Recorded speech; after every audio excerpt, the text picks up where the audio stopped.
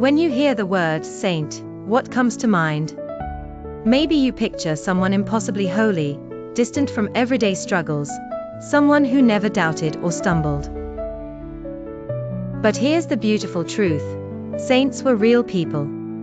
They dealt with anxiety, depression, doubt, and the same messy human experiences we all face. I'm Your Name, and on this channel, we explore where Christian faith meets mental health and spiritual growth. Today, we're diving into something truly remarkable: the process of canonization, how the Church officially recognizes saints, and the miraculous stories that prove God's transforming power is still at work today. These aren't just historical accounts. These are testimonies of hope for anyone who's ever felt too broken, too imperfect, or too far from God to be used by Him.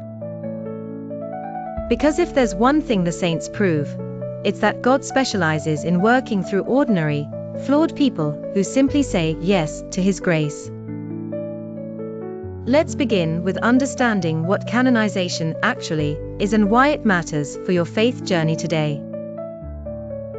The Catholic Church doesn't declare someone a saint lightly.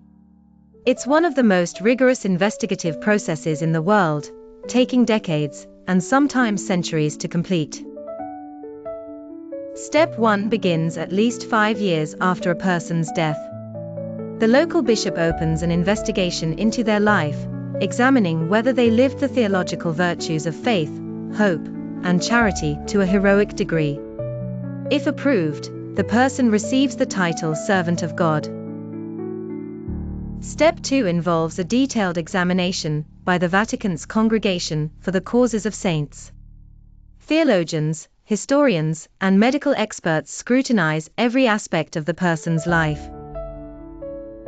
They are looking for evidence of heroic virtue, not perfection, but a consistent pattern of choosing God even in the hardest moments. If verified, the person becomes venerable. Step 3 requires a verified miracle attributed to the person's intercession after their death. This is where it gets fascinating. The Church requires medical documentation proving that a healing occurred that defies scientific explanation. Doctors, many of whom aren't Catholic, must confirm there's no natural explanation.